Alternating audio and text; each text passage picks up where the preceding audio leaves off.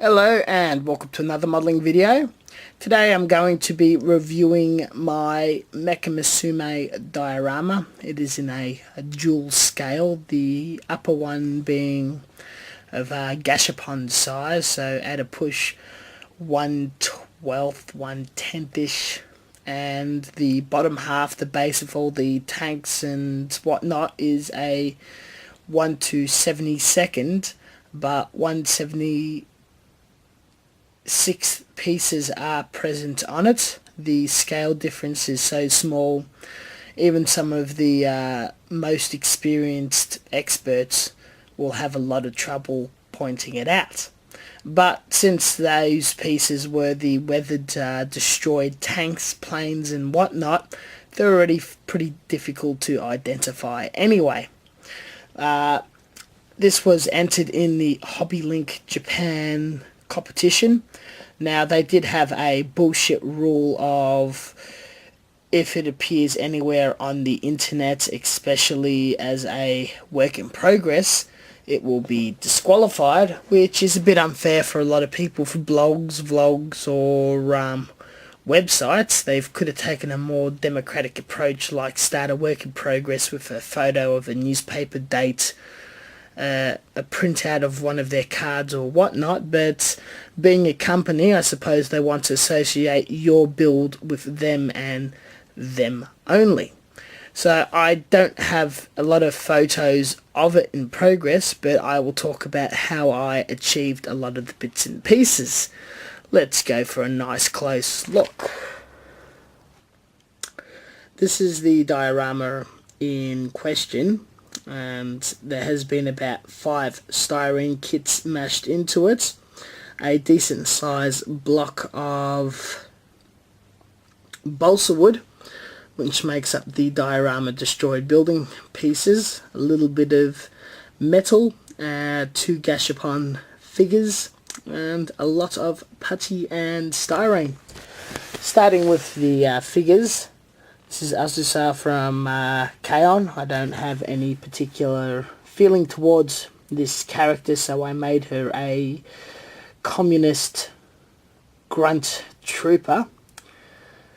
It's all inspired by the Tank Girls Mecha Musume genre, and just using a very thin, lightly armoured tank parts on her feet. The feet were legs were scratch built with styrene blocks and just a heap of detail glued on, joints made out of putty, and the wheels attached to the ends.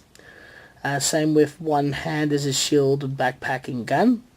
The fluffy communist hat, which I'm very proud of, is sculpted all out of putty, and Flame of War decals, and one of the decals from the actual kit applied all over it. Now we've got Haruki here from, I forget what the show's called, but she's a very memorable character. Again, I don't have much of a relationship with her. Is a Third Reich officer with the iconic hat and a saber. She's in a 2-piece. The bikini part painted. Her hair, flesh and face is in original figure colours.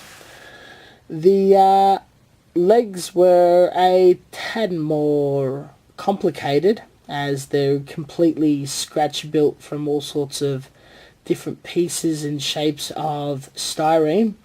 The rubber tracks wrapped around it. These was inspired from photos from the Konami Mecha Musume people, Strike Witches people, and tank detail from an Airfix kit splashed all around it.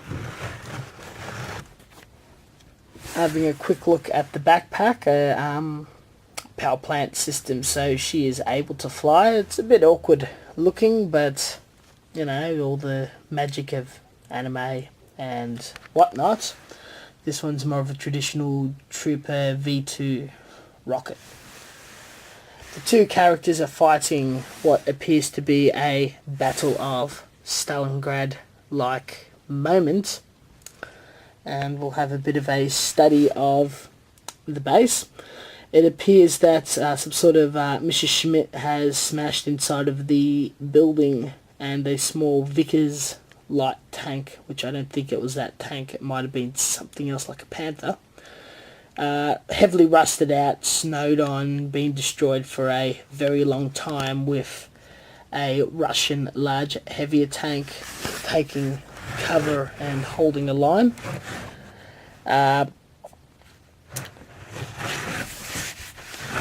You would have remembered the soft edge camouflage tutorial where I talk about the make, model, type of the tank. A smaller artillery piece has been pushed in the side with a abandoned ammo dump and basic supplies littered on the ground, covered in snow. A closer look, you'll have all sorts of fuel tanks, drums, debris, a ladder piece, and it's just looking out into a field of vision. But we're under attack by an officer who's coming in to support to assist the Nazi forces retreating or whatnot, just holding down the Russian girl. One looking more confident, one being a bit more submissive. At least that's the story I tried to put behind the diorama.